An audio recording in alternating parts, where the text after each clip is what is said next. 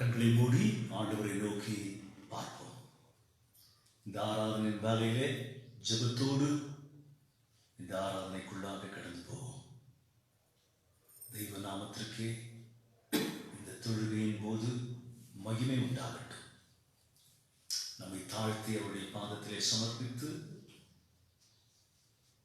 இந்த வேலையிலே ஆண்டுடைய பிரசனத்திலே நம்முடைய இல்லங்களிலேயே அவருடைய பிரசனம் உண்டு. ஏனென்றால் அவருடைய வார்த்தை மாறாதது. அவருடைய நாமத்தினாலே எங்கே கூடினாலும் அங்கே அவர் மத்தியிலே இருப்பேன் என்று வாக்கு கொடுத்திருக்கிறார். கர்த்தருடைய பிள்ளைகளாகிய நீங்கள் உங்களுடைய இல்லங்களிலே இயேசுவின் நாமத்தினாலே நீங்கள் அமர்ந்திருக்கும் போது அவர் உங்கள் மத்தியிலே இருக்கிறார். அந்த உணர்வோடு இந்த நாளிலே திருசபையோடு இணைந்து காலையிலே ஆண்டவரை நாம் தொழுது கொள்வோம். பரலோகத்தின் தெய்வமே, உம்முடைய பிரசன்னத்தில் இருப்பதற்கு எந்த தகுதியும் அருகதியும் இல்லாத எங்களை நீர் சொந்தமாக்கிக் கொண்டு நீர் எங்களை மீட்டெடுத்து ஆண்டவரே உம்முடைய ரட்சிப்பின் ஆடையை நீர் எங்களுக்கு உடுத்தி நீதியின் வஸ்திரத்தினாலே எங்களை அலங்கரித்து உம்முடைய சரீரமான திருச்சபையிலே எங்களை நீர் அமர்த்தியிருக்கிறீர். சுவாமி, புரிந்திருக்கிறீர். அதற்காக உமக்கு ஸ்தோத்திரம். காலையிலே உடைய பிள்ளைகளாகிய நாங்கள் ஆண்டவரே ஒரு மனதோடு இந்த தொழுகையின் நேரத்தில் எங்கள் அருமை திருச்சபையின் பிள்ளைகள் தங்களுடைய இல்லங்களிலே எங்களோடு இணைந்து ஆராதிக்கும் போது, தொழுது கொள்ளும் போது, பாடும்போது, துதிக்கும் போது, உடைய வார்த்தைக்கு ஆமேன் என்று சொல்லும்போது உடைய பிள்ளைகளோடு இருந்து எங்களோடு இருந்து இந்த நாளிலே இந்த சமயத்தில் உங்களுடைய நாமத்தை நீர் மகிமைப்படுத்திக் கொள்ளும். உமக்கே மகிமை உண்டாகட்டும். இயேசுவின் நாமத்தில் கேட்கிறேன் பிதாவே.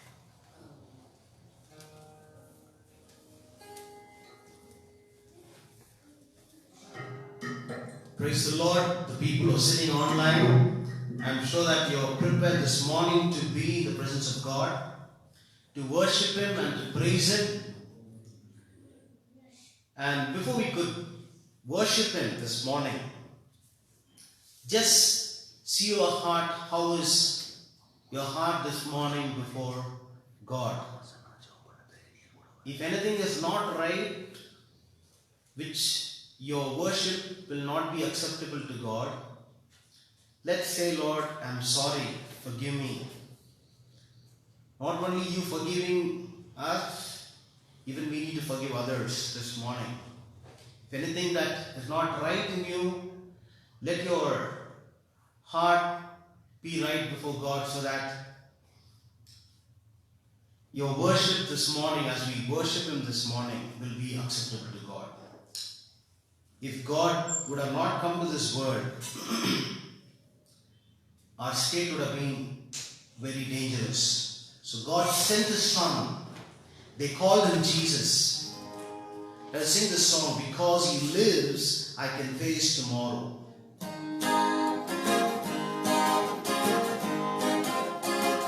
God sent His Son.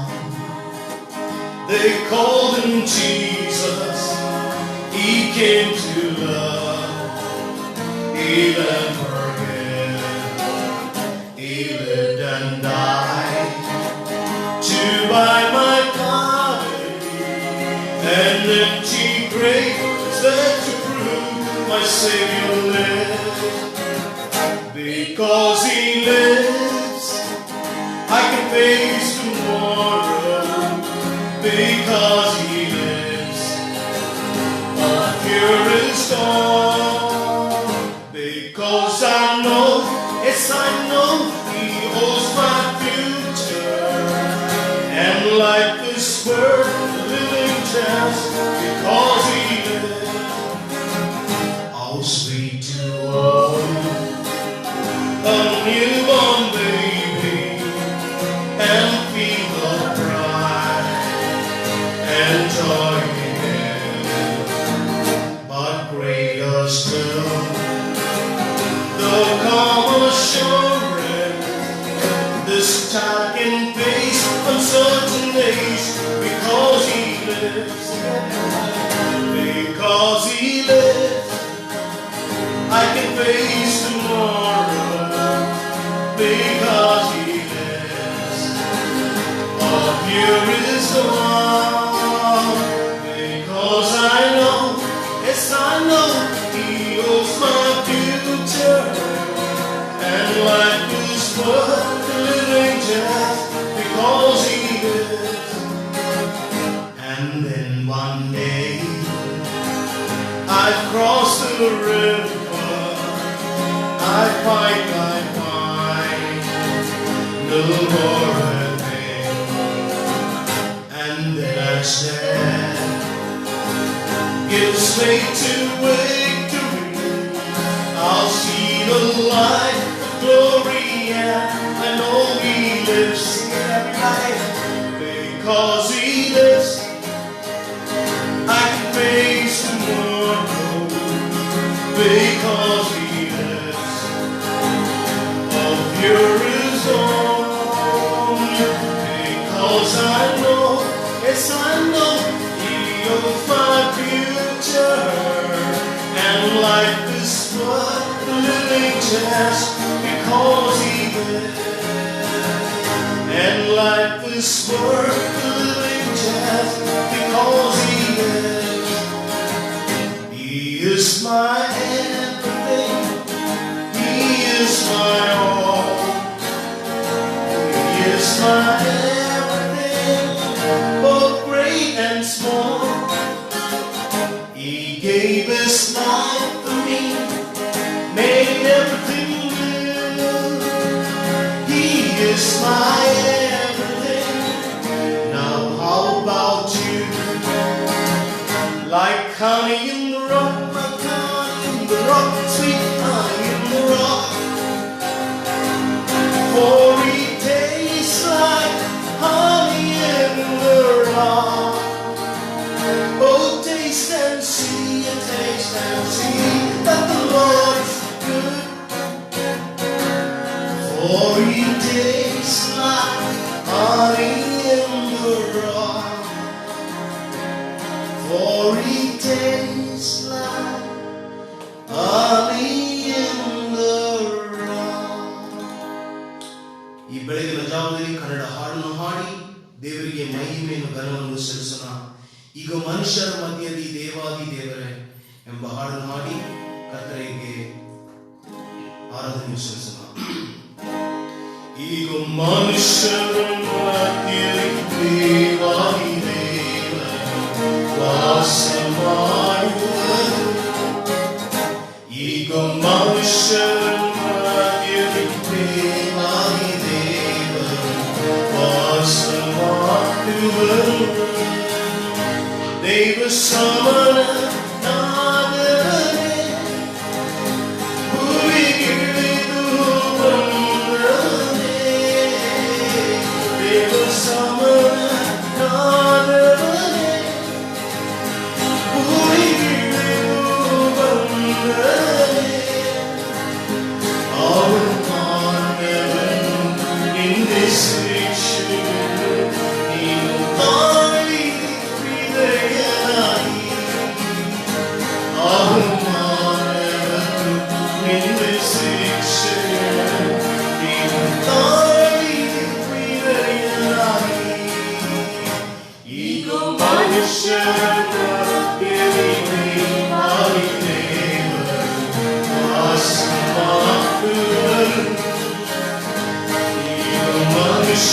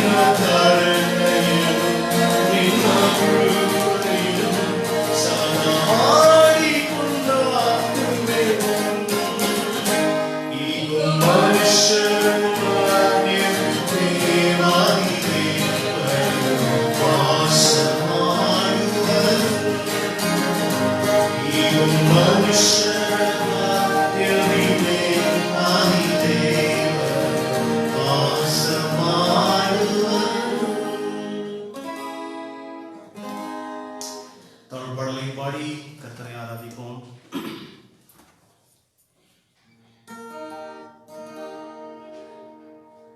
நம்புவேன் என் இயேசு ஒருவரே.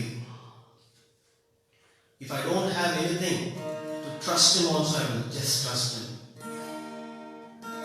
Because he is the only trustworthy God. So let us sing the song with the attitude of prayer and Lord, trust in you. ஆராதனை ஆராதனை ஆராதனை உமக்கே. ஆராதனை ஆராதனை ஆராதனை உமக்கே. நம்புவேன் என் இயேசு ஒருவரை. நம்புவேன் என் இயேசு ஒருவரை. நம்புவேன் என் இயேசு ஒருவரை. நம்புவேன் என் இயேசு ஒருவரை. என் பாவை எல்லாம் அந்தகார சூழ்ந்தாலும் வாழ்க்கை முடிந்தது, மறுவாழ்வு இல்லை என்றாலும்.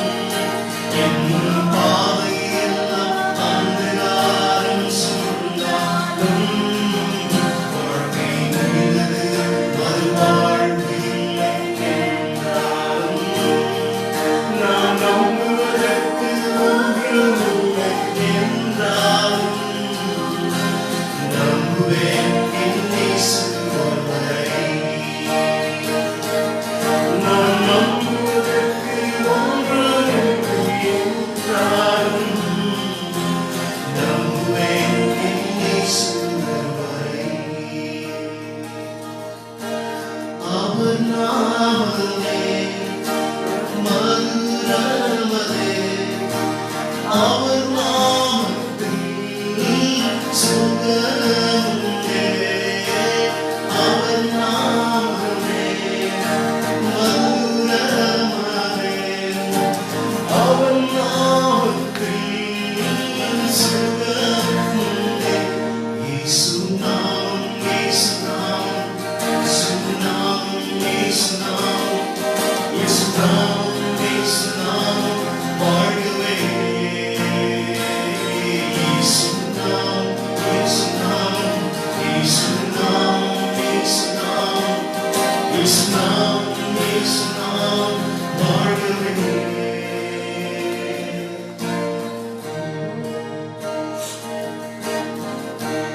உலகமெல்லாம் எனக்கு மறக்குதையா. உணர்வு எல்லாம் எனக்கு இனிக்குதையா. உலகமெல்லாம் எனக்கு மறக்குதையா. உணர்வு எல்லாம் எனக்கு இனிக்குதையா. உம் நாமத்தில் விட்டழிந்தே என் இயேசையா. உம் அன்பை ருசிக்கையிலே என் ராஜா. உம் நாமத்தில் விட்டழிந்தே என் இயேசையா. உம் அன்பை ருசிக்கையிலே என் ராஜா. என் உயிரான உயிரான உயிரான இயேசு. என் உயிரான உயிரான உயிரான இயேசு.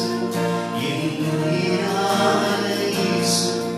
என் உயிரோடு கலந்து என் உயிரை நான் உம்மை துதிப்பேன். என் உயிரை நான் உம்மை துதிப்பேன். என் உயிரை நான் உம்மை துதிப்பேன். Thank you, Father. We worship you.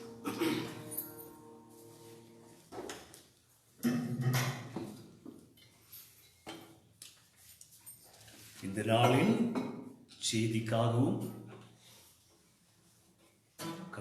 பிரசன்னம் பரிசுத்த ஆவியானவர் மக்களை தன்னுடைய வார்த்தையை கொண்டு சந்திக்க பாஸ்டர்மா ஜெபிக்கும்படியாய் கேட்டுக்கொள்கிறேன். எங்களை நேசிக்கும் நல்ல பிதாவே, ஆண்டரே, இந்த காலையில நிற்கிறோம் என்றால் உங்களுடைய கிருபையா இருக்கிறபடியால் உண்மை ஸ்தோத்திரிக்கிறோம். ஆண்டரே, எங்களுக்கு நாசியில சுவாசத்தை கொடுத்து இந்த நாளை காண செய்தீரே, அதுக்காக நன்றியோடு ஸ்துதிக்கிறோம். உம்மை ஆராதிக்க தொழுது கொள்ள எங்களை அழைத்து வந்தபடியால் உண்மை ஸ்தோத்திரிக்கிறோம். ராஜா, இப்பொழுது கூட உங்களுடைய பிரசன்னம் எங்க மத்தியில இருக்கிறபடியால் உண்மை நன்றியோடு ஸ்துதிக்கிறோம். ராஜா அப்பா, இந்த வேளையில உம்முடைய போதகரை உடைய கரத்துல ஒப்பு கொடுக்கிறோம். பரிசுத்த ஆவியானவர் உடைய நிறைவை தந்து நீர் மறைத்து உடைய மகனை கொண்டு நீர் பேச போறீரே, அதுக்காக நன்றியோடு ஸ்துதிக்கிறோம். ஆண்டரே, இந்த வேளையில விசேஷமாய் மொழிபெயர்க்கிற மகளோடு இருந்து சரியான வார்த்தைகளை நீ தந்து வழி நடத்த வேணுமாய் ஜெபிக்கிறோம். கர்த்தாவே அப்பா, இந்த வேளையில என்னோடு உம்முடைய திருசபையின் மக்களோடு நீர் பேச போறீரே, அதுக்காக நன்றியோடு ஸ்துதிக்கிறோம். ஆவலாக உம்முடைய வார்த்தையை நாங்கள் கேட்கும்படியாக எங்களை வழி நடத்தும் காதுகளை திறந்து எங்களுடைய இருதயத்தையும் மனக்கண்ணையும் திறந்து ஆண்டரே உம்முடைய சத்தத்தை மாத்திரம் நாங்கள் கேட்க விரும்புகிறோம். உம்முடைய பிரசனத்தினால எங்களை நிரப்பும். கேட்கிற ஒவ்வொரு திருசபையின் மக்களோடு நீ பேச போறீரே, அதுக்காக ஸ்தோத்திரம். உம்முடைய வல்லமைக்கு எங்களை ஒப்பு கொடுக்கிறோம். ராஜா, எல்லா துதியும் கனமும் மகிமையும் என் அருமை ரட்சகர் இயேசு ஒருவருக்கே செலுத்துகிறோம். நல்ல பிதாவே,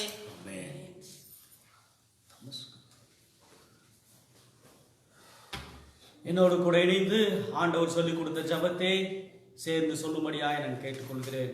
பரமண்டல இருக்கிற எங்கள் பிதாவே, உடைய நாமம் பரிசுத்தப்படுவதாக, உடைய ராஜ்யம் வருவதாக, உடைய சித்தம் பரமண்டலத்திலே செய்யப்படுகிறது போல பூமியிலேயும் செய்யப்படுவதாக. எங்களுக்கு வேண்டிய ஆகாரத்தை இன்று எங்களுக்கு தாரும். எங்கள் கடனாளிகளுக்கு நாங்கள் மன்னிக்கிறது போல எங்கள் கடன்களை எங்களுக்கு மன்னிக்கும்.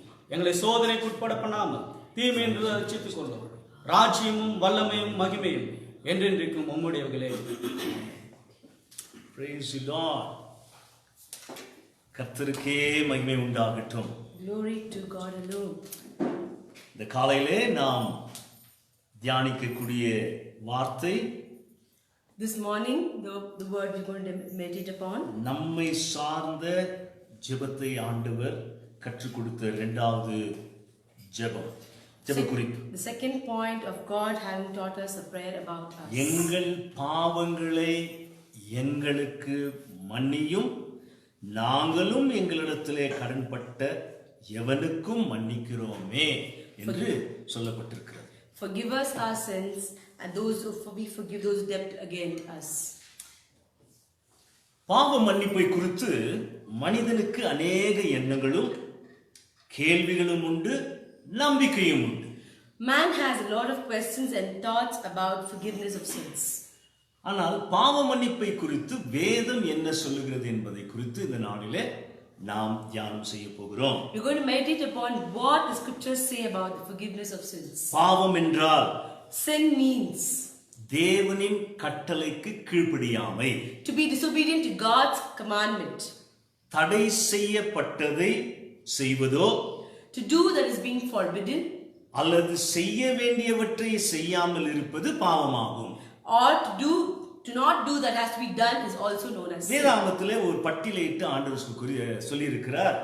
பாவங்களை ஒரு சில பாவங்களை கட்டளை ஆண்டவரே தன் நாவினாலே சொல்லப்பட்டதை நாம் பார்க்கிறோம். In the scriptures, God has listed out a couple of few through his mouth about sins. Mark எழுதின சுவிசேஷம் 7வது அதிகாரம் 20 to 23 வசனங்களை வாசிக்கும் போது, When we read Mark's Gospel chapter 7 verses 20 to 23, மனுஷனுக்குள்ளே இருந்து புறப்படுகிறதே மனுஷனை தீட்டுப்படுத்தும். that which comes out of a man defiles him. எப்படியெனில் மனுஷருடைய இருதயத்திற்குள் இருந்த பொல்லாத சிந்தனைகளும், From which within out of the heart of men proceed விபச்சாரங்களும், thoughts, adulteries, வேசித்தனங்களும், fornications, கொலைபாதகங்களும், murders, களவுகளும், deaths, பொருளாசைகளும், covetousness, துஷ்டதனங்களும், wickedness, கபடும், deceit, காம விகாரமும், lewdness, வன்கண்ணும், and evil eye, தூஷணமும், blasphemy, பெருமையும், pride, மதிகேடும் புறப்பட்டு வரும். foolishness come out of man. பொல்லாங்கானவர்களாகிய இவைகளை எல்லாம் உள்ளத்திலிருந்து புறப்பட்டு மனுஷனை தீட்டுப்படுத்தும் என்றார். All these evil things come from within and defile a man, said the Lord. பிறகு இன்னொரு பட்டியலை கூட ஆண்டவர் தன்னுடைய வேதாகமத்திலே பாவத்தின் பட்டியலை குறிப்பிட்டிருக்கிறார். There's another list about sin which God has listed out. நாம் இந்த நாளிலே அநேக வசனங்களை நாம் பார்க்க போகிறோம். We're going to see a lot of verses today. அதனால நிறைய நம்ம வசனங்களை படிக்க போறோம் இன்னைக்கு. We're going to read a lot of verses today. இந்த பாவ மன்னிப்பை குறித்ததான வசனங்கள் ஏராளம் உண்டு. அது நிச்சயமாக ஆண்டவருடைய வசனத்தை நேரடியாக நாம் படிக்க இருக்கிறோம். There's going to be a lot of verses about forgiveness of sins. We're going to read today about God. மாம்சத்தின் கலாத்தியருக்கு எழுதின புத்தகம் 6வது அதிகாரம் 19 இலிருந்து Galatians chapter 6 verses from 19 onwards 21வது வசனம் வரைக்கும் up till verse 21. பிறகு 26வது வசனத்தை நாம் வாசிக்க போகிறோம். Then 26th verse. மாம்சத்தின் கிரியைகள் வெளியரங்கமாயிருக்கின்றன. The works of the flesh are known outwardly. அவையாவன? What are those? விபச்சாரம், Adultery, வேசித்தனம், to be, fornication, அசுத்தம், and uncleanness, காமவிகாரம், to have விக்கிரக ஆராதனை, idolatry worship, பில்லி சூனியம், evil worship, பகைகள், to have enmity, விரோதங்கள், to have வைராக்கியங்கள், கோபங்கள், anger, சண்டைகள், fight, பிரிவினைகள், separation, மார்க்க பேதங்கள், and also about rules about their own life, பொறாமைகள், to have pride, கொலைகள், to death, வெறிகள், and also irritation, கலியாட்டுகள் முதலானவைகளே. idol worship, and many more. பிறகு 26வது வசனத்திலேயும் கூட அதுல அந்த பட்டியலோடு ஒரு பட்டியல் சேர்கிறது. There's even verse in 26. வீண் புகழ்ச்சியை விரும்பாமலும், to be away from fake fame, ஒருவரை ஒருவர் கோபம் ஊட்டாமலும், to have not set anger on one another, ஒருவர் மேல் ஒருவர் பொறாமை கொள்ளாமலும் இருக்க கடவும் என்று நாம் பார்க்கிறோம். to not have jealousy about one another. That's what we see here. வேதாகமத்திலே பாவமானது In the scriptures about sin, தீவிர பொல்லாப்பு, அது தேவனோடு உள்ள உறவை இடையூறை கொண்டு வந்து விடும் என்று நாம் பார்க்கிறோம். it's a very serious sin and it brings a real trouble between the relationship with God and us. அதைதான் வேதாகமத்திலே நாம் வாசிக்கிறோம். That's what we read in the scriptures. பாவத்தின் சம்பளம் மரணம். The wages of sin is death. மரணம் என்று சொல்லும்போது, When I say death, கடந்த நாட்களிலே அதை குறித்து விவரமாக உங்களுக்கு பிரசங்கித்திருக்கிறேன். I have preached about it to you the last days. நான் மீண்டும் அதை விவரமாக சொல்ல எனக்கு சமயம் இல்லை. To again talk about it in detail, I have no time. ஆனால் ஒரே ஒரு அதனுடைய அர்த்தத்தை மட்டும் புரிந்து கொள்ளுங்கள். Please understand one meaning about it. பாவம் என்றால் பிரிவினை என்று பொருள். Sin means death, separation. அந்த அர்த்தத்தை கொடுக்கக்கூடியது. It gives that meaning. மனிதன் பாவம் செய்த பிறகு, After man sinned, தெய்வத்தை விட்டு பிரிந்து விட்டான். he was separated from God, தேவ பிரசன்னத்திலிருந்து, from God's presence, தேவனுடைய உறவிலிருந்து, relationship with God. தேவனுடைய ஐக்கியத்திலிருந்து பிரிவினை உண்டாயிற்று. There was separation from the unity of God. பிறகு Then தன் சரீரத்திலும் அவன் பிரிகிறான். he is also separated in his body. சரீரத்திலிருந்து பிரிந்து வெளியே வந்த பிறகு, When he is separated from his body and comes out, யுக யுகமாய் தெய்வத்தை விட்டு பிரிந்திருக்கக்கூடிய நிலை. it is a state of being separated from God eternally. அதைதான் பாவத்தின் சம்பளம் மரணம் என்று சொன்னார். That's what he said, the wages of sin is death. அதைதான் ஆதாமுக்கும் ஏவாளுக்கும் சொன்ன உண்மை. That is the truth Adam and Eve were இதை told by God. புசிக்கும் நாளிலே சாகவே சாவாய். When you eat this, you shall die. ஆனால் அங்கே நாம் பார்க்கும்போது ஏதேன் தோட்டத்தில் உடனே அவர்கள் சாகவில்லை, சரீர பிரகாரமா. When we see in the Garden of Eden, they didn't die immediately on their physical body. ஆனால் அவர் சரீரத்திலே மரணம் வந்து விட்டது. But there was death in their body. தெய்வ பிரசன்னத்திலிருந்து துரத்தப்பட்டார்கள். They were chased away from the God's presence. தேவனிடத்திலிருந்து அவர்கள் ஐக்கியமும் உறவும் துண்டிக்கப்பட்டு விட்டது. Their relationship with God has been cut off from God. அவர்களும் மரித்தார்கள். Then they died. அதனால பாவம் என்று சொல்லும்போது பிரிவினையை உண்டாக்குகிறது. When we talk about sin, it brings about separation. அது மட்டுமல்ல, பாவம் பாருங்க, இந்த வேத வசனத்தை நாம் வாசிக்கிறோம். We read the scriptures. ஏசாயா எழுதின புத்தகம் 59வது அதிகாரத்துல Isaiah chapter 59. வேதமே இவ்வாறாக சொல்லுகிறதை நாம் The பார்க்கிறோம். scripture itself says like this. ஏசாயா 59:2. Isaiah 59 எது verses 2. நம்மை பிரிக்கிறது தேவனிடத்திலிருந்து? What separates us from God? உங்கள் அக்கிரமங்களே Your iniquities உங்களுக்கும் உங்கள் தேவனுக்கும் நடுவாக பிரிவினை உண்டாக்குகிறது. have separated you from your God. உங்கள் பாவங்களே அவர் உங்களுக்கு செவி கொடாதபடிக்கு அவருடைய முகத்தை உங்களுக்கு மறைக்கிறது. And your sins have hidden his face from you so that he will not hear. அதனால இந்த அருமையான கர்த்தருடைய பிள்ளைகளே, My dear beloved children of God, ஆனால் பாவம் நம்மை தெய்வத்தினிடத்திலிருந்து பிரித்து விட்டது. sin has separated us from God. அதனால மனுஷனுக்கு பாவ மன்னிப்பு மிகவும் அவசியம்.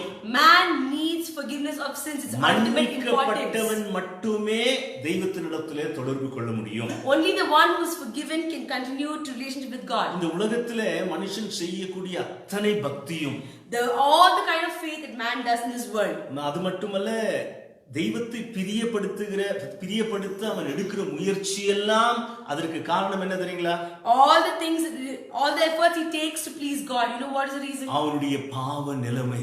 His state of being sinful. தெய்வத்தை அறிந்தவர்களும், Those who know God, தெய்வத்தை அறியாதவர்களும், those who do not know God, அவருடைய முயற்சியே என்ன? இந்த பாவ நிலையில் இருக்கக்கூடியவர்கள் தெய்வத்தோடு இணைய முடியவில்லை இல்லையே என்ற அங்கலாய்ப்போடு செய்கிற அநேக முயற்சிகள். their efforts are that they are not able to unite with God. They are all their efforts and they are very very zealous about ஆனால் it. மனிதன் தானே தன் பாவத்திற்கு மன்னிப்பை அவன் சம்பாதிக்கவே முடியாது.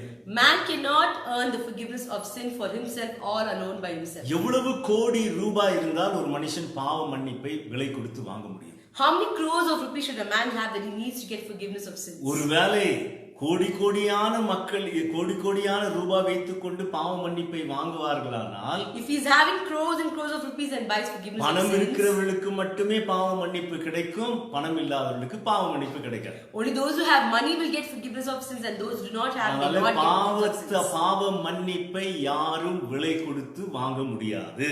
Nobody can buy forgiveness of sins. அதனால என் அருமையான கர்த்தருடைய பிள்ளைகள், இந்த நாளின் நற்செய்தி என்ன?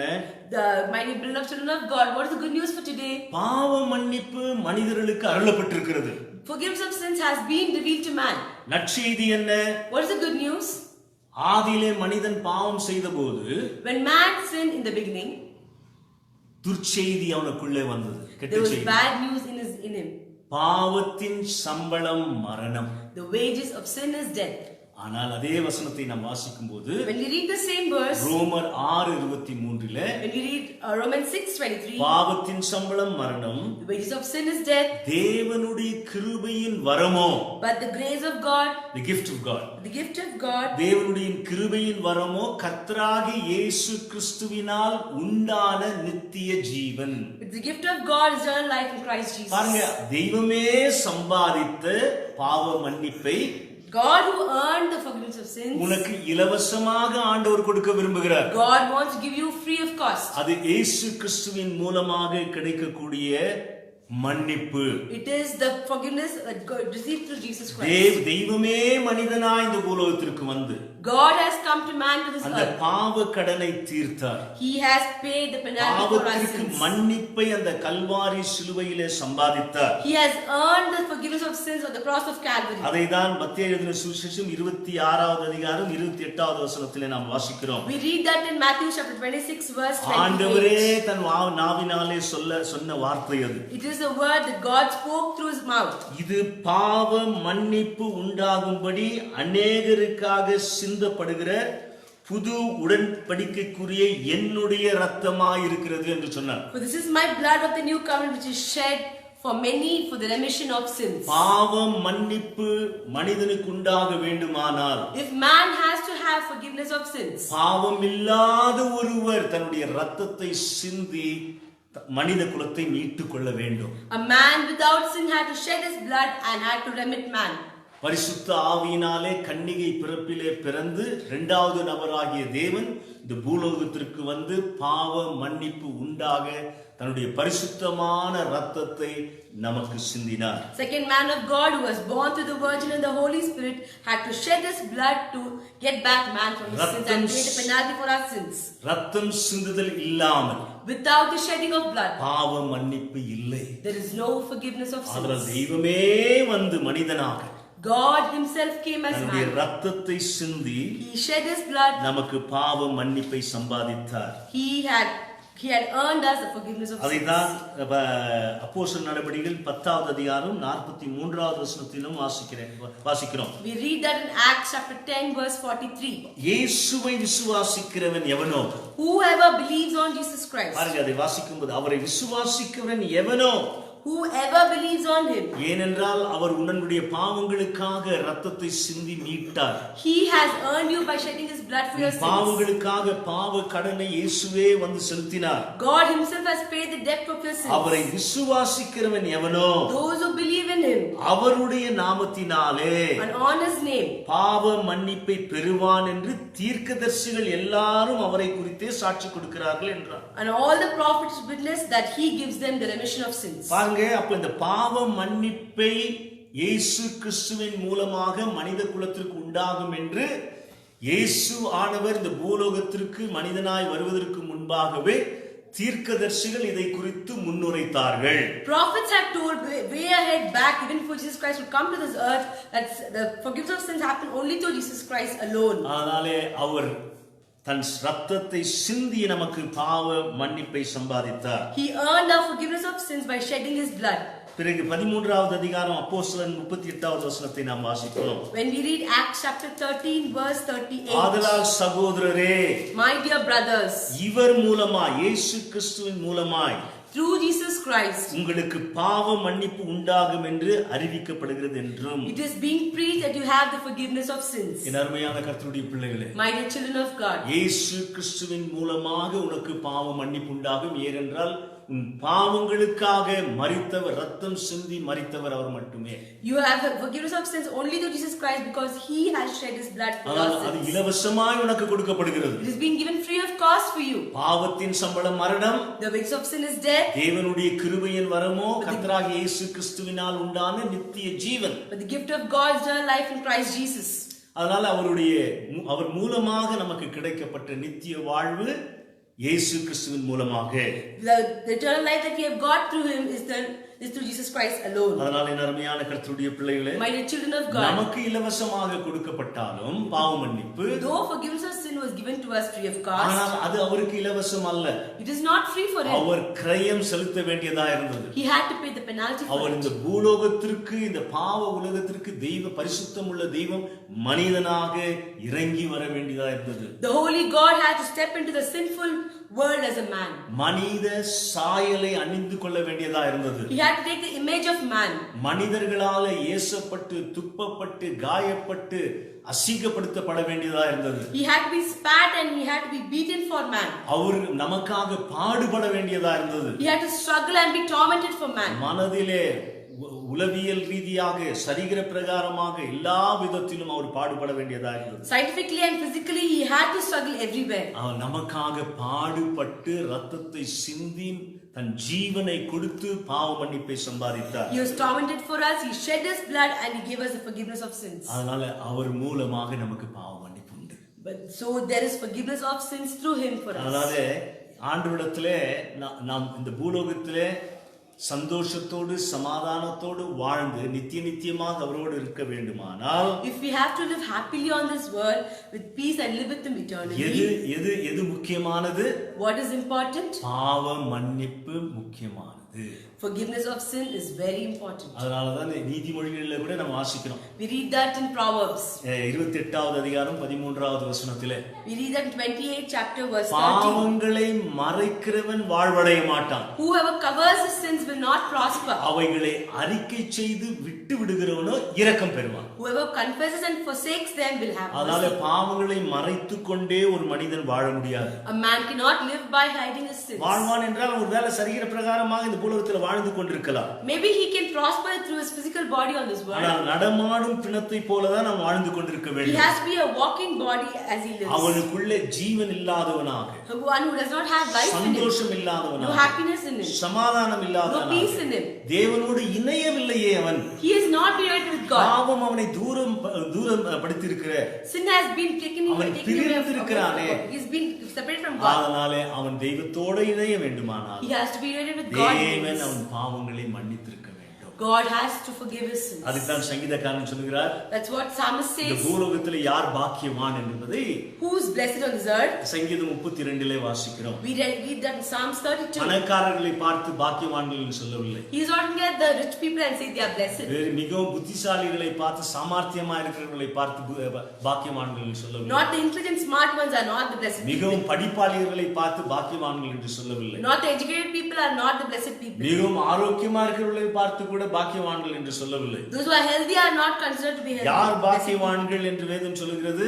Who are blessed people? சங்கீதம் 32:1-2 வாசிக்கும்போது, Psalms 32 verse 1 and 2. எவனுடைய மீறுதல் மன்னிக்கப்பட்டதோ, Whose transgression is forgiven? எவனுடைய பாவம் மூடப்பட்டதோ அவன் பாக்கியவான். Whose sin is covered, he is blessed. எவனுடைய அக்கிரமத்தை கர்த்தர் எண்ணாதிருக்கிறாரோ, Whose sin God does not count. எவனுடைய ஆவியில் கபடம் இல்லாமல் இருக்கிறதோ Whose spirit has அவன் no deceit. பாக்கியவான். He is the blessed man. நர்மையான கர்த்தருடைய பிள்ளைகளே, My dear children of God, நீ பாக்கியவானா? இந்த காலையில are you blessed this morning? தேவனுடைய பிரசன்னத்திலே பாக்கியவான் என்று நீ பாக்கியவானா இருப்பாயானா, If you are blessed in the presence of God, தேவனுடைய பாவத்தை மன்னித்திருக்க வேண்டும். God had to forgive your நீ sins. மன்னிக்கப்பட்ட ஒரு ஆண்டுடைய பிள்ளையாக இருப்பாயானா, If you are a child of God who's being sins are forgiven, மன்னிக்கப்பட்ட ஒரு மனிதனாய் அமர்ந்திருப்பாயானா, if you are seated as a man whose sins are வேதம் forgiven, சொல்லுகிறது உன்னை பார்த்து நீ பாக்கியவான். the scripture looks at you and says you are a வேதம் blessed சொல்லுகிறது man. உன்னை பார்த்து நீ பாக்கியவதி.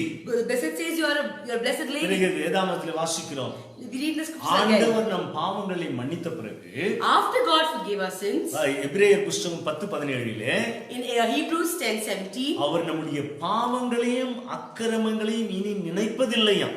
He does not think about our sins and iniquities. அது எப்படின்னா, அது எப்படி அர்த்தம்னா, How does it ஒரு mean? வெள்ளை தாள்ல In a white sheet of paper, நம்முடைய பாவங்கள் இருப்பதை போல எல்லாம் இது பாருங்க, நிறைய இருக்கிறது போல. look at this sheet of paper. Our marked here. ஆண்டவர் நம் பாவத்தை மன்னித்த பிறகு After God has forgiven us ஒரு sins, ரப்பரை எடுத்து அழித்ததை போல இப்படி ஆயிடும்.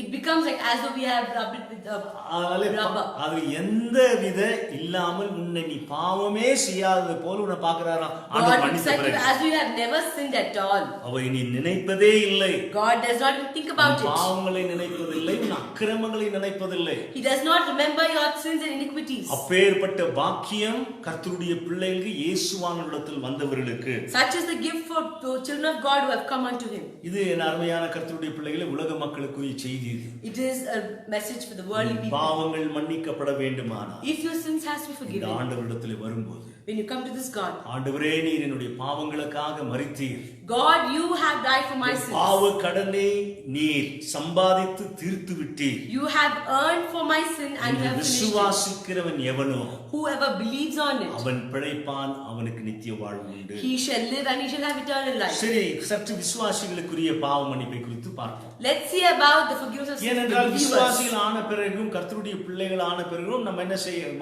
விசுவாசிகள் என்ன செய்கிறார்கள்? When after becoming children of God, what do believers do? பாவம் செய்கிறார், பாவம் செய்து விடுகிறோம். They commit sins. நான் இப்போ பட்டியலிட்டேன், அதுல எத்தனை பாவங்கள் நம்ம பெரிய பெரிய பாவங்களை செய்யாமல் இருந்தாலும், They have listed so many. Maybe we don't do such big கபடு, sins. Being like கோபம், anger, பொறாமை, pride. இதெல்லாம் நமக்கு சில சமயம் ஸ்பான்டேனியஸா வந்துருது, இயல்பா வருது. It comes out naturally, spontaneously. இப்பேற்பட்ட பாவங்களை These kind of sins, எப்படி ஆண்டவர் அதை எப்படி சரி செய்வது என்பதை பார்க்க போகிறோம். how should we set it right? பாவ மன்னிப்புக்கு For the forgiveness of sins, நிபந்தனைகள் உண்டு. there are conditions. தேவன் நம் பாவங்களை மன்னிக்க எப்பொழுதும் ஆயத்தமா இருக்கிறார். God is ready to forgive our sins whenever. தேவன் நம்முடைய பாவங்களை மன்னிக்க சித்தமா இருக்கிறார். He is ready to forgive our sins and willingly ready. பாவ மன்னிப்புக்காக நிபந்தனைகள் 2 காரியங்கள் தேவைப்படுகிறது. There are 2 things that are needed for the forgiveness of sins and those are the conditions. ஒரு காசுக்கு எப்படி 2 முகங்கள் உண்டோ, A coin has 2 faces. அதே போல பாவ மன்னிப்புக்கும் 2 பக்கங்கள், 2 முகங்கள் உண்டு. ஒரு காசுக்கு இருப்பது போல Same way, forgiveness of sins has 2 sides like a coin. மன்னிப்புக்கு நிபந்தனைகளை 2 காரியங்களை பார்ப்போம் என்று சொன்னேன். I told you we will see 2 conditions for forgiveness of ஒன்று sins. மனம் திரும்புதல், One is repentance. மற்றும் மற்றவர்களின் மன்னிப்பு. To also the forgiveness of others. பாருங்க, See? தேவனுடைய ஒன்று கர்த்தருடைய பிள்ளைகளும் மனம் திரும்ப வேண்டும். Even children of God should repent. முதலிலே அவர்கள் தன் பாவ நிலையிலிருந்து மனம் திரும்பி கர்த்தரை இரட்சகராக ஏற்றுக்கொண்டவர்கள். Those who have accepted முதலில். God by turning away from a sinful state. பிறகு கர்த்தருடைய பிள்ளைகள் பாவம் செய்யும்போது கூட மனம் திரும்பணும். Then children of God, even when we commit sin, we have to ஏனென்றால் repent. தேவனுடைய ஐக்கியத்தை நாம் இழந்து விடுகிறோம் எப்பொழுது கர்த்தருடைய பிள்ளைகள் பாவம் செய்கிறார்கள். When we commit sin, we actually lose the unity of God. தெய்வத்தை அறியாதவர்களும் அவிசுவாசிகள் தேவனுடைய உறவையும் ஐக்கியத்தையும் இழந்து நிற்கிற நிலையில் இருக்கிறார்கள். Unbelievers are living a life without having a relationship with God, unity with God. அவர்கள் ஆண்டவரிடத்திலே தன் பாவ நிலைமையை அறிக்கையிட்டு பாவி என்று ஒத்துக்கொண்டு மனம் திரும்பி ஆண்டுடைய பிள்ளைகள் ஆனபோது When they repent and confess their sins and they repent and turn அவர்களை towards God, தன்னுடைய பிள்ளைகளாக ஆண்டவர் ஏற்றுக்கொள்கிறார். God accepts them as His அந்த children. ஏற்றுக்கொண்ட பிள்ளைகள் And after they are accepted as His கர்த்தருடைய children, பிள்ளைகள் பாவம் செய்யும் போது when children of God commit sin, அப்பொழுது என்ன நடைபெறுகிறது? what happens then? உறவு முறிவதில்லை, The relationship is not broken, ஆனால் ஐக்கியம் முறிந்து விடுகிறது. கர்த்தருக்கு விரோதமாக ஒரு விசுவாசி பாவம் செய்யும் போது but the unity is broken when a believer commits sin Fellowship against is God. broken. Fellowship is broken. அப்பொழுது ஐக்கியம் இழந்த நிலையில் இருக்கக்கூடியவர்கள், கர்த்தரிடத்தில் ஐக்கியம் இல்லாதவர்கள் எப்படி நாம் சந்தோஷமாக இருக்க முடியும்? If you do not have fellowship with God, how can we stay happy? எப்படி நாம் சமாதானமாக இருக்க முடியும்? How can we stay peaceful? எப்படி நாம் இந்த பூலோகத்திலே ஆண்டவர் இல்லாமல், ஆண்டவரே இப்படி ஐக்கியம் இல்லாமல் வாழ முடியும்? How can we live on this earth without the fellowship அதனால of God? நாமும் கூட செய்த பாவங்களுக்கு மனம் திரும்ப வேண்டிய அவசியமாக இருக்கிறது. There's utter need for us also to repent from the sins that we have committed. பிறகு நான் சொன்ன பாவ மன்னிப்புக்கு இரண்டு முகங்கள் உண்டு. There is two phases for forgiveness of sins. ஒன்று மனம் திரும்புதல், One பாவம் is செய்த பிறகு. repentance after committing sins, இன்னொன்று மற்றவர்களின் மன்னிப்பு. and forgiveness of others. Okay, சூழ்நிலைக்கு ஏற்ப According to situations, அறிக்கையிடுதலும் to confess மற்றும் புதுப்பித்தலும் தேவைப்படுகிறது கர்த்தருடைய பிள்ளைகளுக்கு. for children of God, according to situation, confession and repentance is needed. பாருங்க, நாம் அவ்வப்பொழுது கர்த்தருடைய பிள்ளைகளுக்கு இது ஒரு பெரிய பாக்கியம். It is a big blessing for God's children. நாம் பாவம் செய்த மாத்திரத்திலே பரிசுத்த ஆவியானவர் நம்மை உணர்த்துகிறார். The minute we commit sin, the Holy Spirit of God makes us realize. பொறாமை வரும்போது, When we have pride, பெருமை வரும்போது, when we have jealousy, கர்வம் வரும்போது, when we are very arrogant, நம்முடைய பேச்சிலே நயவஞ்சகம் இருக்கும்போது, when there is strictness in our talk, deception in our talk, when there is deception in our talk, நம்ம பேச்சிலே குழம்பி பேசுறது, when we talk in a way twisting way, மறைச்சு பேசுறது, hidden talk, அதெல்லாம் இயல்பா சில சமயத்துல வந்துருது நம்ம அறியாம. it comes out naturally even without knowing us. இவைகளெல்லாம் செய்யும் போதே ஆண்டவர் நான் பரிசுத்த ஆவியானவர் சொல்றாரு, நீ சரியில்லை. When we do all this, Holy Spirit of God நீ says it's not right. இப்படி பேசக்கூடாது, You should not talk like this. இப்படி நினைக்க கூடாது, You should not think like இப்படி this. மறைந்து வாழக்கூடாது. You should not live like this, being hidden. அதனால இதெல்லாம் ஆண்டவர் நம்ம அடிக்கடி நம்ம செய்யும் போதே பேசுகிறார்.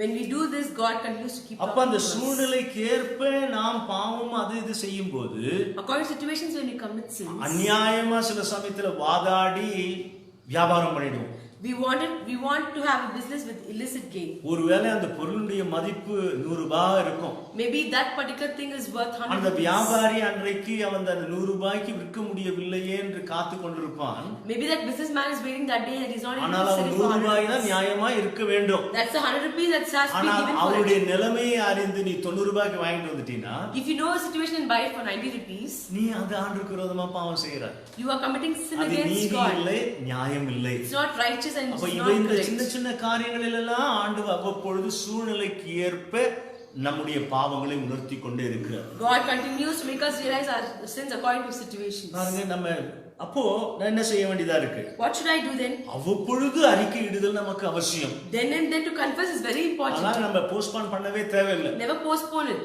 எப்பொழுது நம்ம பாவம் செய்துட்டோம் நினைக்கிறோமோ, When we feel that we have committed a sin, நம்முடைய சொல்லாலும் செயலாலும் நினைவாலும் by through our talk and through our speech and through our உடனே mind, ஆண்டவரிடத்துல அறிக்கை இடுதல் மிகவும் நல்ல பழக்கம். அது it's a good practice to immediately confess அதை to God. ஒத்தி போட வேண்டிய அவசியம் இல்லை. Never postpone it. அப்படி செய்யும் போது When you do it like நாம் that, புதுப்பிக்கப்படுகிறோம். we are being renewed. பிறகு மனம் திரும்புதல் என்பது என்ன சொல்லும்போது அர்த்தம் என்ன?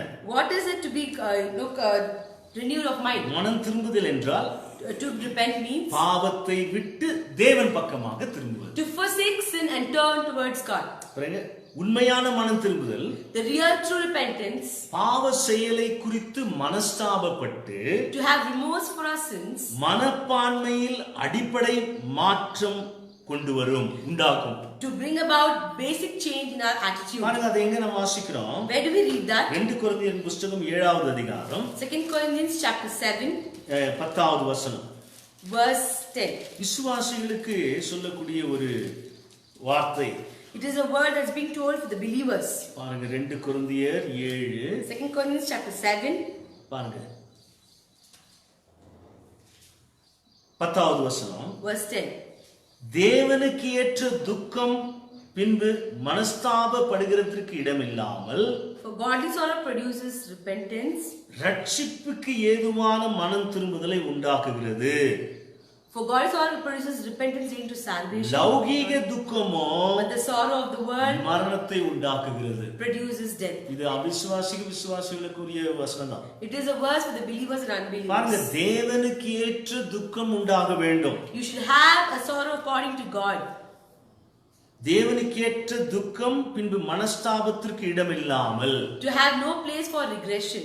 ரட்சிப்பிற்கு ஏதுவான மனம் திரும்புதலை உண்டாக்குகிறது என்று வாசிக்கிறோம். It leads to repentance into salvation. அப்ப தேவனுக்கு ஏற்ற துக்கமும் லௌகிக துக்கத்திற்கு என்ன வித்தியாசம்? What's the difference between godly sorrow and worldly sorrow? எப்படி என்றால், How it means? ஒரு குற்றம் செய்து ஒருத்தர் மாட்டிக்கொள்கிறான்னு வைத்துக் கொள்ளுங்க. A man has made a particular sin and He got caught. He's got caught. அவன் குற்றம் செய்து தப்பிதம் செய்து கண்டுபிடித்து விடுகிறார்கள் மனிதர்கள். Men find out that he has made a sin. அப்ப என்ன, அவன் எதுக்காக அவன் துக்கப்படுறான்? Why is he having a sorrow? என்ன செய்த தப்ப மாட்டிட்டுமே, The sin that we did, I've been caught. அதனால நமக்கு இப்ப நஷ்டம் ஏற்பட போகுது. There's going to be loss for me now. இப்ப ஜனங்களை எழுதுற போறோம். I'm going to lose people. பணத்தை, அதனால பண நஷ்டம் அடையும். There may be money loss. என்ன தப்பா போய் புரிஞ்சுக்க போறாங்க. People are going to understand mistakenly. அதுவும் துக்கம் தான், ஆனா லௌகிக துக்கம். That is also sorrow, but it's worldly sorrow. நீ செய்த தப்பை நீ மாட்டிக்கிட்டியே, அதனால மாட்டிக்கிட்டதுனால வர துக்கம். The sin that you have done and you got caught, that's sorrow because of that. அதனால அது என்ன லௌகிக துக்கம். அது It is a worldly sorrow. அது மரணத்தை கொண்டு வரும். It brings about death. அப்படி பாருங்க, விசுவாசி என்ன அப்படின்னு அர்த்தம் என்ன? Believer means what? He will not have, அவனுக்கு அந்த ஜீவன் இருக்காது. There will be no life in him. அவங்க அந்த தெய்வம் இல்லாமல் நடமாடி இருப்பாங்க. ஏன்னா அது He'll be walking on without God. அது செட்டில் பண்ணல ஆண்டவர்கிட்ட. He's not still settled with God about it. ஆனால் தேவனுக்கு ஏற்ற துக்கம், But the godly sorrow. ஆண்டவரே உமக்கு விரோதமாக உம்மை நான் காயப்படுத்தி விட்டேன் இந்த பாவ செயல்னால. God, I have hurt you through this sin that I have done. நான் அது மனிதர்களுக்கு விரோதமாய் செய்த பாவமாக இருக்கட்டும், It could be a sin against man. உனக்கும் தேவனுக்கும் மட்டும் தெரிந்த பாவமா இருந்தாலும், Though it's a sin for you and God, தெய்வத்திற்கு துக்கத்தை கொண்டு வருகிறாய். you bring about sorrow for God. அந்த தேவனுக்கு துக்கம் உண்டாகும் போது, தேவன் துக்கப்படுகிறாரே, நான் ஆண்டவரை காயப்படுத்தி விட்டேனே என்று நீ மனஸ்தாபப்படும் போது, when you are feeling sorrow that I have hurt God, அப்போ அது ரட்சிப்புக்கு ஏதுவான மனம் திரும்புதலை உண்டாக்கும். it brings about repentance into salvation. பாருங்க, அப்போ தெய்வத்திற்கேற்ற துக்கம் நமக்கு தேவை. We need a sorrow according to God. பாவம் செய்த பிறகு, After we have committed our sin, ஆண்டவரே உம்மை காயப்படுத்தி விட்டேன், God, I have hurt you and bruised you. அப்பொழுது அது ரட்சிப்புக்கு ஏதுவாக நம்மை நடத்தும். It leads us according to salvation. என் அருமையான கர்த்தருடைய பிள்ளைகளே, By the children of God. பிறகு நாம் வாசிக்கும் போது, Then when we read, பாவம் மன்னிப்பின் இரண்டாவது முகம், இரண்டாவது குறிப்பு, second phase of forgiveness of sins. பாருங்க, ஒரு மனுஷன் ஒண்ணு பாவ மன்னிப்பை நாம் பெற்றுக்கொள்கிறோம்.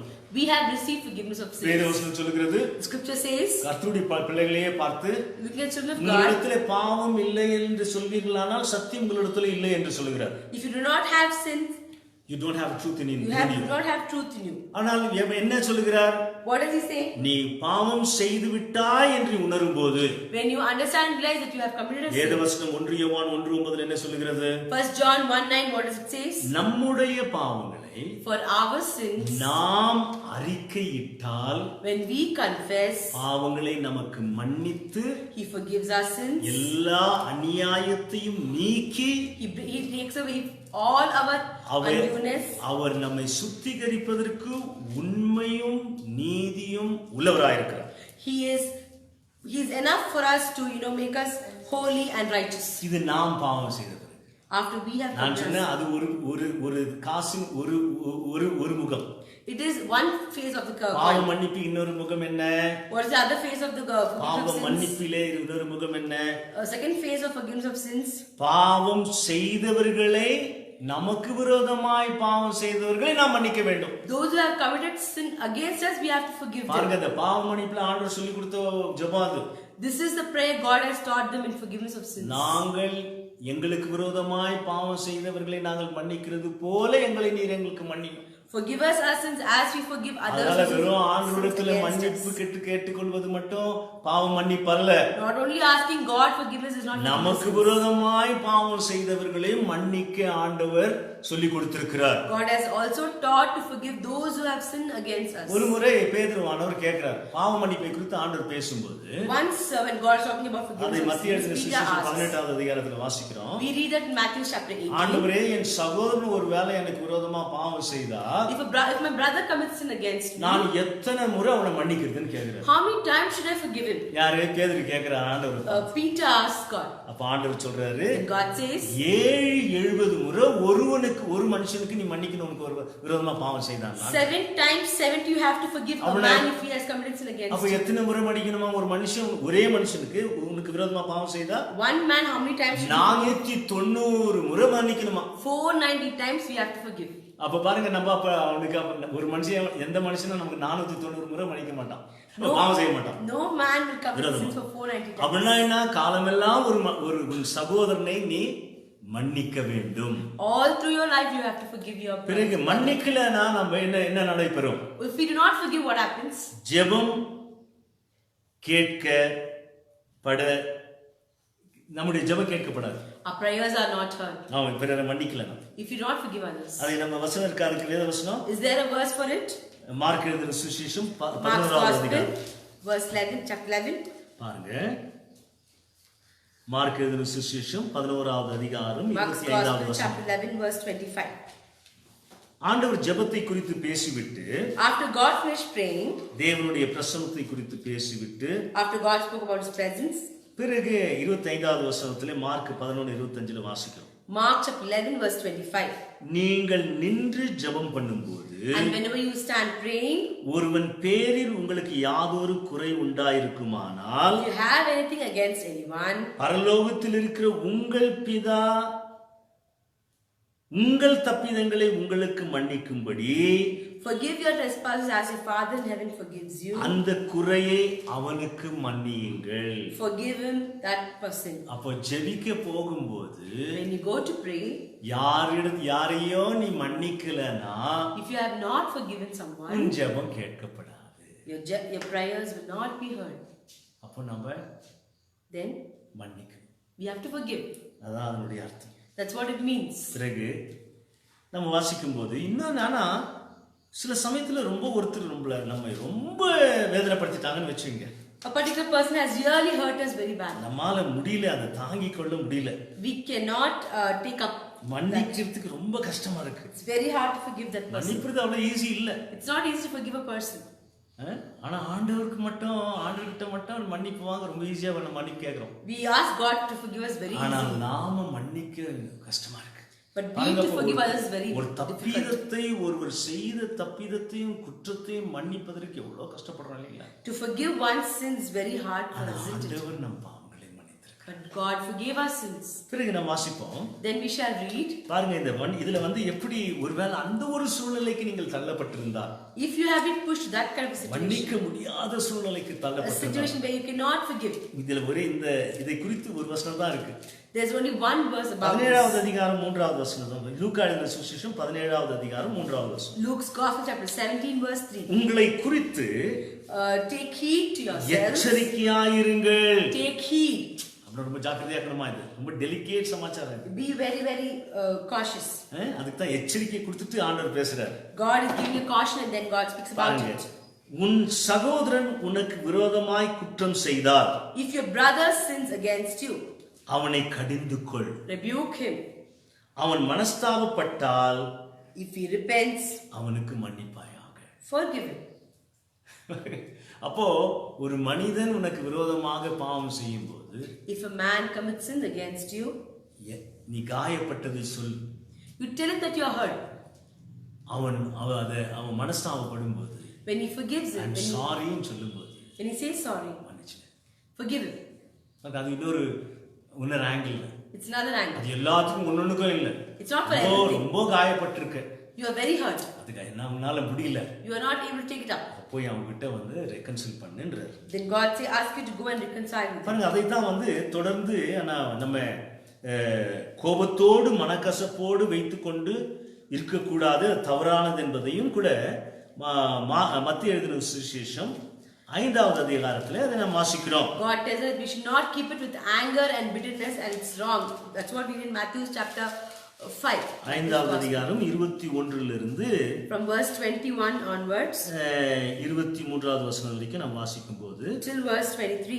பாருங்க, 22ல இருந்து வாசிக்கிறேன். Sorry, I'm going to read from verse 22 onwards. நான் உங்களுக்கு சொல்லுகிறேன், But I say to you, தன் சகோதரனை நியாயமில்லாமல் கோபித்துக் கொள்பவன் who was angry with his brother without a நியாய cause, தீர்ப்புக்கு ஏதுவாயிருப்பான். he shall be in danger of the than judgment. சகோதரனை வீண் என்று சொல்லுகிறவன் Whoever says to his brother, ஆலோசனை சங்கத்திற்கு தீர்ப்புக்கு ஏதுவாயிருப்பான். shall be in danger of the council. மூடனே என்று சொல்லுகிறவன் But whoever says you fool, எரி நரகத்திற்கு ஏதுவாயிருப்பான். shall be in danger of hellfire. ஆகையால் Therefore, நீ பலிபீடத்தில் உன் காணிக்கையை செலுத்த வந்து if you bring your gift to the altar, உன் பேரில் உன் சகோதரனுக்கு குறை உண்டென்று அங்கே நினைவு கூறுவாயாக. and there remember your brother has something against you, அங்கேதானே பலிபீடத்தின் முன் உன் காணிக்கையை வைத்துவிட்டு leave your gift there before the altar, முன்பு உன் சகோதரனோட போய் ஒப்புரவாகி go your way, first be reconciled to your brother, பின்பு வந்து உன் காணிக்கையை செலுத்து. and then come and offer your gift. பாருங்க, நீங்க காணிக்கை ஞாயிற்றுக்கிழமை ஆனந்த காணிக்கை போடுவீங்க ஆண்டவருக்கு. Every Sunday you give your offering to God. பாருங்க, அந்த காணிக்கை போடும்போது When you giving your offering to God, காணிக்கை ஆண்டவர் ஏற்றுக்கொள்ள வேண்டுமானால் God has to accept your offering. உனக்கு உன் சகோதரன் பேரிலே குறை உண்டு என்று நினைவு வரும்போது, If you have a reason of anger against your ஆண்டவர் சொல்ற அந்த brother, காணிக்கை போடாத எனக்கு don't put your offering there. That's what God முதல்ல says. போய் அவனோட ஒப்புரவாகி பின்பு எனக்கு காணிக்கை போடு. First go and reconcile with him and then come and give your offering. அதனாலே நாம் தொடர்ந்து வெறுப்போடு கசப்போடு இருக்க முடியாது. We cannot continue to be in anger and hatred towards one person. அதைத்தான் பவுலானவர் எபேசியில கூட நாம் வாசிக்கிறோம். That's what we read in Ephesians according to what Paul says. 4:6 4:32 வாசிக்கிறோம். Chapter 4 verse 32. 4:32 Ephesians 4:32. ஒருவருக்கொருவர் தயவாயும் And to be kind to one another, மன உருக்கமாயும் இருந்து tender hearted, கிறிஸ்துவுக்குள் தேவன் உங்களை மன்னித்தது போல forgiving one another even as God in Christ forgave you. நீங்கள் ஒருவருக்கு ஒருவர் மன்னியுங்கள். Forgive one another. என் அருமையான கர்த்தருடைய பிள்ளைகளே, My dear children of God, ஆண்டவர் உன்னிடத்தில் எதிர்பார்ப்பது, what God expects from you. ஆண்டவர் உன்னை பார்த்து என்ன பார்த்து இப்படி சொல்லலாம், God may look at you and tell, and நீ என்னிடத்தில் ஏதோ எடுத்துக்கொள்ள வேண்டும் என்று இருக்கிறாய், you want to take something from me, ஆனால் நீ மற்றவர்களுக்கு கொடுக்க விருப்பமில்லை. you do not want to give it to the others. நான் உனக்கு கொடுக்கிறேன், I'm going to give you, ஏனென்றால் ஆண்டவர் எனக்கு கொடுத்திருக்கிறார் என்று நீ மற்றவர்கள் சொல்லலாம். because God gave பாவ you. That's மன்னிப்பை what you tell பெற்றவர்கள். others about forgiveness of sins. நான் உனக்கு கொடுக்கிறேன், நான் உன்னை மன்னிக்கிறேன், I forgive you, ஏனென்றால் ஆண்டவர் எனக்கு என் பாவங்களை மன்னித்து விட்டார். because God forgave my sins. நீதியின் நியாயம் என்ன? What is that righteousness and truth? இந்த பாவ மன்னிப்புல In forgiveness of sins. நாம் இலவசமாக பெற்றுக்கொண்டேன், I received it free of cost. நான் இலவசமாக திருப்பி கொடுக்கிறேன். I give it back free of cost. எதையும் நான் எதிர்பார்க்கல. I'm not expecting anything in return. இலவசமாய் ஆண்டவர் என்னை மன்னித்தார். God forgave me free of cost. அதே போல இலவசமாக நான் எந்த எதிர்பார்ப்பு இல்லாத மன்னிக்கிறேன். I give it back freely without any expectation. நான் மன்னிக்கும் போது என்ன நடைபெறுகிறது? What happens when I forgive? மற்றவர்களை விடுவிக்கிறேன். I deliver something. I free some people. I'm freeing somebody when I forgive. When I forgive. நான் விடுவிக்கும் போது, When I free them. நான் விடுவிக்கும் போது, When I free them. when I am freed, When I am freed. they also be freed. When they are பாருங்க, also, நான் விடுவிக்கும் போது நான் விடுவிக்கும் போது நானும் விடுவிக்கப்படுகிறேன். when I free them, even I am also free. சற்று கன்ஃபியூசிங் இல்ல இது அந்த வார்த்தை? That sentence is a little confused. நான் மன்னிக்கும் போது மற்றவர்களை விடுவிக்கிறேன். When I forgive, I free the others. நான் விடுவிக்கும் போது When I free them, when I freed myself, When I free myself, நான் விடுவிக்கிறேன். I free the others. Okay, மன்னிப்பானது Sin, forgiveness, மற்றவர்களுக்கு மட்டுமல்ல. it's not only for others. மன்னிப்பு ஏதோ மற்றவர்களுக்கு செய்வதல்ல, It's not doing for the others. அது நமக்கே செய்வதாகும். It is doing for ourselves. நம்முடைய ஆவிக்குரிய நிலைமைக்கு, It is for our spiritual state, நம்முடைய முழுமைக்கும் நல்லது. for our wholeness. மற்றவர்களை மன்னிக்கும் போது It is good to forgive others. மன்னியாமல் இருப்பது To be without forgiving, யாரோ செய்த குற்றத்திற்காக for a mistake that someone has done, நம் சமயத்தை our time, கசப்பு என்னும் சிறைச்சாலையில் பிடிபட்டு இருக்கிறோம்.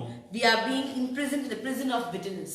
அருமையான கர்த்தருடைய பிள்ளைகளே, My dear children of God, நாம் ஒருவருக்கொருவர் மன்னிப்போம்.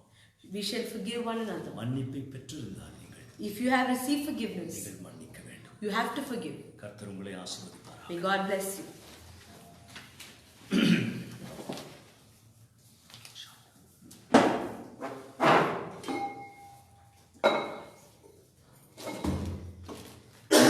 As our eyes is closed, I want everyone to be silent wherever you're seated this morning. Close your eyes. I'm going to sing this song. I'm sure that God is going to speak to you this morning.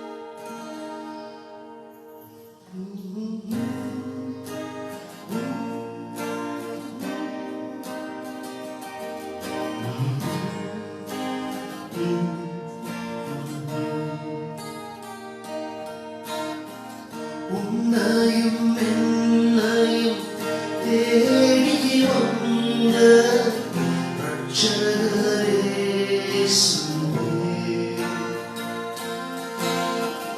உன்னையும் என்னையும் தேடி வந்த ரட்சகரே இயேசுவே. ஆவியின்று நம்மை உதறிவிடாமல் அழைப்பவரும் அவரே. ஆவியின்று நம்மை உதறிவிடாமல் அழைப்பவரும் அவரே. அவரை நோக்கி கூப்பிடு, உந்தன் ஜெபத்தை கேட்கின்றார். கண்ணீர் யாவையும் துடைப்பவர், கருத்தாய் விசாரிப்பவர். அவரை நோக்கி கூப்பிடு, உந்தன் ஜெபத்தை கேட்கின்றார். கண்ணீர் யாவையும் துடைப்பவர், கருத்தாய் விசாரிப்பவர். கருத்தாய் விசாரிப்பவர்.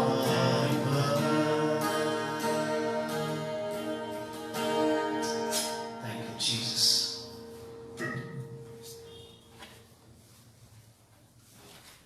ஆண்டவரே, உம்முடைய பிள்ளைகளாகிய நாங்கள் இந்த பூலோகத்தில் எங்களை நீர் வைத்திருக்கிறீர் விளக்காக, உப்பாக, உம்முடைய நாமத்திற்கு மகிமையாக, மக்களுக்கு உம்முடைய ஒளியை காட்ட, மக்களுக்கு ஆசீர்வாதமாயிருக்க எங்களை நீர் பேர் சொல்லி எங்களை அழைத்திருக்கிறீர். உம்முடைய பிள்ளைகளே, இந்த திருச்சபையின் மூலமாக உலக மக்களை உம் பக்கமாக அன்பின் கயிறினாலே கட்டி இழுத்துக் கொண்டிருக்கிறீர். ஒவ்வொரு ஜனமும் இந்த பூலோகத்திலே மக்கள் மனம் திரும்பி உம்மை விசுவாசித்து உம்மை இரட்சகராக தேவனாக ஏற்றுக்கொண்டு வாழ்ந்து கொண்டிருக்கிற வந்து கொண்டிருக்கிற பிள்ளைகளுக்காக நாங்கள் ஜெபிக்கிறோம். இந்த பூலோகத்தில் உத்தம இருதயத்தோடு உண்மையாய் அழைக்கப்பட்ட உம்முடைய ஊழியக்காரர் உத்தம திருச்சபைகளுக்காக ஜெபிக்கிறோம். உம்முடைய ராஜ்யம் கட்டப்பட்டு வருகிறதற்காக ஸ்தோத்திரிக்கிறோம். அன்பின் தெய்வமே, இந்த வேளையில எங்கள் தேசத்திற்காக நாங்கள் ஜெபிக்க கடமைப்பட்டிருக்கிறோம். எங்கள் தேசத்தின் தலைவர்களுக்காக,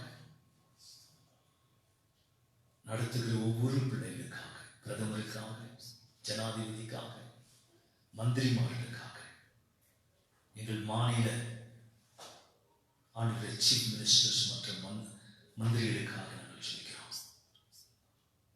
அப்பா, இந்த கொடிய நாட்களிலே ஞானத்தோடு அவர்கள் நடந்து கொள்ள, உண்மையாய் நடந்து கொள்ள, மக்களுக்கு சேவை புரிய அவர்களுக்காக ஜெபிக்கிறோம்.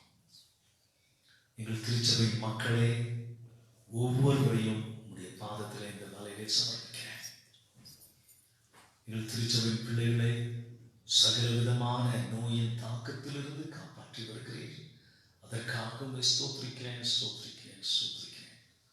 தொடர்ந்து உடைய பிள்ளைகளை நீர் காத்துக்கொள்ளும். என்னென்ன தேவைகளோடு உடைய பிள்ளைகள் இருக்கிறார்களோ கர்த்தர் பார்த்து கொண்டிருக்கிறேன்.